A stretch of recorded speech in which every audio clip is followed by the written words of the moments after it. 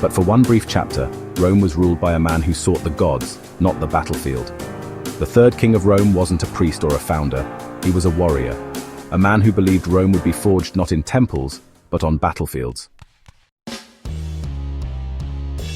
This is the story of Tullus Hostilius, the king who set Rome on the path of conquest, who struck down cities, challenged fate, and called lightning upon his own head. Tullus Hostilius came to the throne in a time of peace, and he hated it. After the death of Numa Pompilius, Rome had grown spiritually rich but militarily stagnant. Temples lined the hills, but the legions had been silent. The Sabines, Latins, and Etruscans watched Rome carefully, a city no longer expanding, no longer feared. Tullus, a Roman noble and grandson of a companion of Romulus, saw a different path.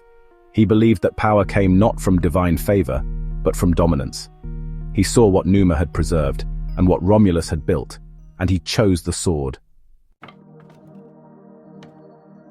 Where Numa worshipped, Tullus prepared for war. The spark came quickly. A border dispute erupted between Rome and Alba Longa, an ancient Latin city that claimed descent from Aeneas, just as Rome did. The two cities shared blood, gods, and ancestors, but no love. Rather than plunge both cities into ruin, a strange compromise was made. 3 champions from each side would fight to determine the outcome. The Horatii for Rome, the Curiatii for Alba Longa. The duel was brutal. 2 Horatii died quickly. All 3 Curiatii were wounded, but the last Roman, Publius Horatius, fought with cunning. He feigned retreat, isolated the injured Albans, and struck them down one by one. Rome was victorious. The people of Alba Longa became subjects of Rome, but their king, Metius Forfetius, seethed with humiliation. He conspired behind Tullus's back, hoping to stir rebellion. Tullus discovered the treachery, and he responded with cold fury. Metius was tied between 2 chariots, torn apart as his limbs were dragged in opposite directions, a brutal warning to all Rome's future subjects. Tullus didn't just win, he made an example. With Alba Longa under control, Tullus set his eyes outward. He waged wars against the Sabines, the Fidenates, and the Veientes, continuing the legacy of Romulus, but with more precision, more brutality. Cities that resisted were burned. Survivors were enslaved or absorbed. The Roman army, once defensive, became a machine of conquest. So, he doubled down on those martial values. Training intensified, becoming more rigorous than ever before. The military, well, it became the beating heart of Rome's identity, truly defining the spirit of the city. Temples were neglected and priests were sidelined. Tullus even constructed a new senate house, the Curia Hostilia, built to house an expanding, increasingly powerful senate. But you know, the body within was less senatorial and more militaristic than Numa would have ever tolerated. Under Tullus, Rome began to see itself not as one of many Latin cities, but as their ruler. But war, unchecked, brings imbalance. Rome had grown stronger, but the gods had grown silent. Omens were ignored, rituals forgotten. Plague began to spread through the city, a sickness that spared neither noble nor slave.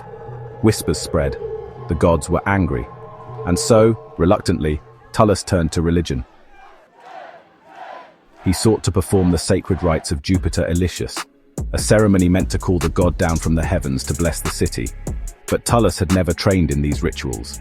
He performed them incorrectly, and Jupiter, it was said, struck him down with fire from the sky. Tullus Hostilius died not by the sword, but by divine wrath. His palace was said to have burned with celestial flame, a warning from Olympus, the war king undone by the gods he had ignored. Tullus Hostilius ruled Rome for 32 years.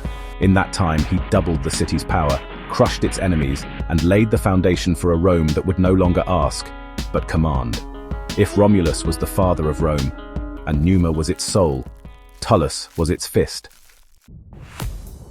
He proved that Roman kingship was not just ceremonial, It was strategic, violent, and expansionist.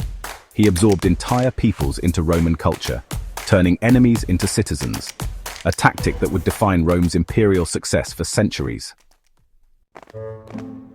But he also left a cautionary tale. His disregard for tradition, for the gods, nearly undid him. Even in a republic of generals and emperors, Rome would never again forget the gods entirely. Tullus Hostilius bathed Rome in blood and called it strength. He built legions, tore down rivals, and ruled without mercy. But in the end, he stood alone before the heavens and found no shield against the storm. Would Rome follow his path or learn from it? One king had fought, one had prayed. What would the next one do? But war, unchecked, brings imbalance. The story continues in the Blood Crown. If you're enjoying this series, hit that like button, subscribe, and ring the bell so you don't miss the next ruler in our journey through Rome's legendary monarchs.